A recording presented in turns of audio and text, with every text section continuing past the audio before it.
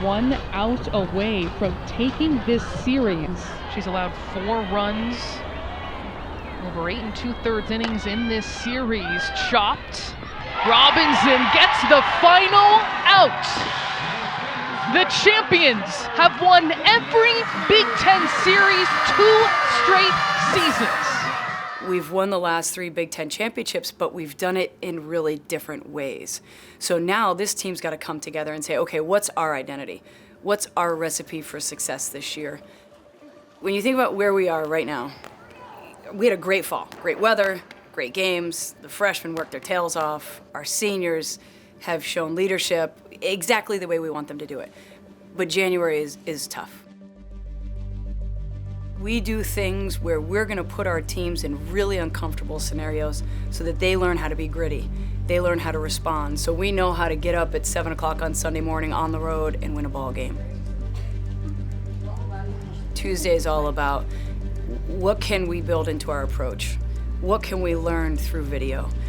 How can we really evaluate different ways that we want to approach different pitchers or how we want to attack different hitters? So a lot of really important kind of academic stuff around the game. So we're going to look at some video from Saturday's practice. Okay, this is the first time we're doing this together. It might be fun, it might not be fun. Does everybody get it? We got to do this together because we got to learn together. With us being such an academic university, I think it goes in line with our identity. So I think film in January is definitely different than film when we start season. Obviously when we start season film, we're watching the other teams who we're going to compete against. In January, we're looking at ourselves. What I want you guys to watch again here is Neato on second base. Really, really good base running, and she beats Grace French to the bag. Right? These are little things like as a base runner, you don't square up your hips to the pitcher and you're ready to go, boom, that extends an inning. She tried to go away, missed down. Now it's 2-2. She has to go somewhere different because she doesn't feel good about the outside. So where's she probably going to go? The place she got swings. So she's going to come back in. Missed. Now it's 3-2. Now she's just going to throw it middle in, right? Because she got a strike there, but she doesn't want to walk you. I feel like January film is really us like figuring out who we want to be and what we want to bring to the table during the season. The energy you give off, your body language, how you talk to each other, like that matters. Are you prepared to make a decision, to make that quick play, and to play with physicality and sharpness? If you want to be good at this game, you got to study it. And there are so many opportunities to learn in terms of, like I said, decision, angles, timing, all this stuff when you watch it. Like my approach to January is like, okay, I look at the situations that we're doing in practice and I'm like, okay, this is going to get me ready for the game. I'm comparing it more to what it's going to be like in February, not just like in that moment right now. Good job. Watch your hands. Have I always done that?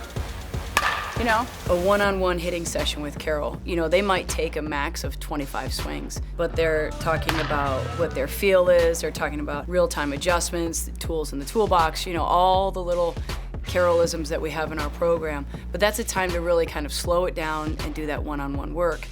My hitting sessions with Carol is my therapy. I'd say it's kind of just like a reset for me. So we're not just hitting, we're also talking about practice, life. Kate's been to a Beyonce concert. No, she hasn't. Oh, yeah, she has. Beyonce fan? Are you a Beyonce fan? I think everyone knows that like if you're having a bad day or something's off, Carol's gonna figure that out somehow. But also the physical part hitting wise, she's great there as well and it's really helped me get to the point where I am today. When you look at our junior class now, to think about Kansas's development and Nader's development and Bridget's development, they're all really different learners. And our staff has done a great job identifying what they need and how their training needs to be built for them to step on the field with a lot of confidence. Nader's gonna ask you a million questions, right? Because she's an engineering major, right? So she's gotta really think through it intellectually to really understand the game, whereas Kansas is about feel. Like how many reps, how many swings is she gonna take in a day so she can go out there and be confident? And Bridget her skill set is so refined and so polished. And to have watched her last year take that skill set and then go play in a really physical brand of softball, that's what's elevated her game. So I like to think that every player is unique and every player is really needed for exactly what they bring to the table.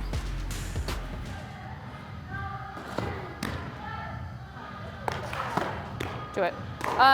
Schultz, we're gonna do the T for curve. Michelle is the leader of our pitching staff, and our program has taken on her personality in that sense, and I love it. She really identifies the unique strengths and abilities each of our pitchers have.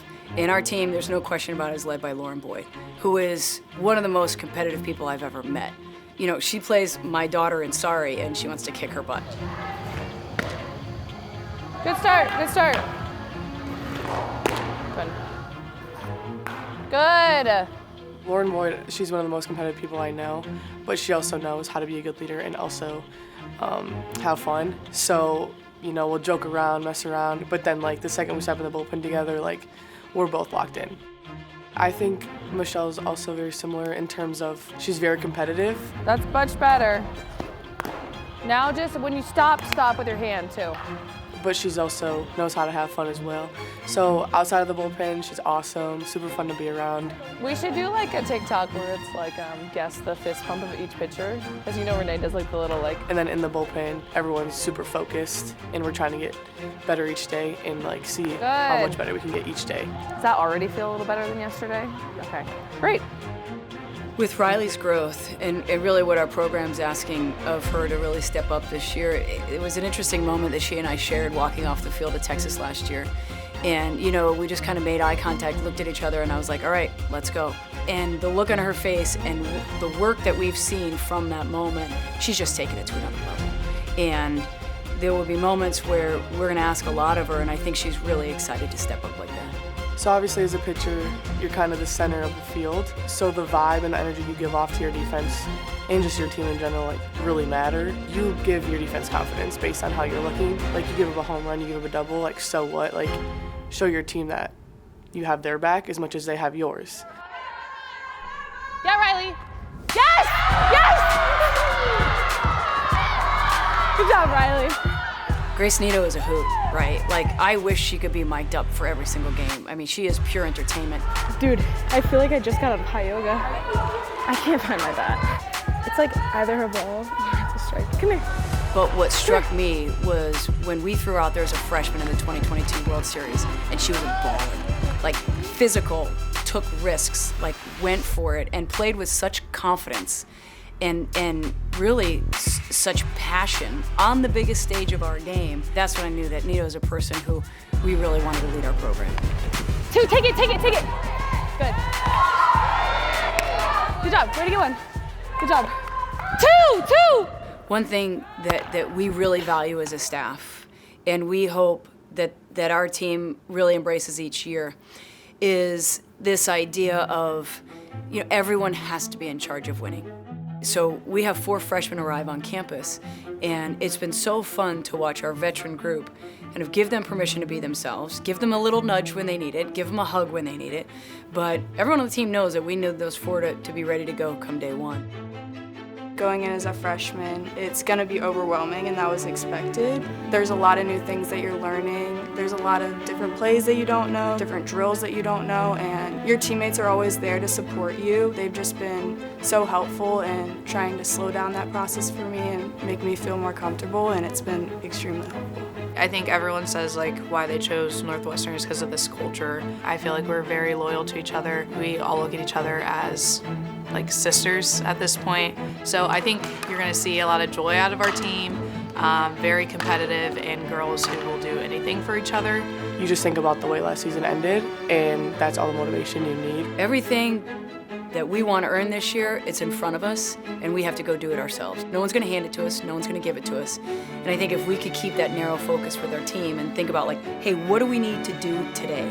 How can we get a little bit better today to build our team into what we think it can be come the postseason? That's what we really have to focus on. And there's a joy around the game right now. There's a connection within our team that I think our team is really proud of, and they're excited to see how that shows up on the field.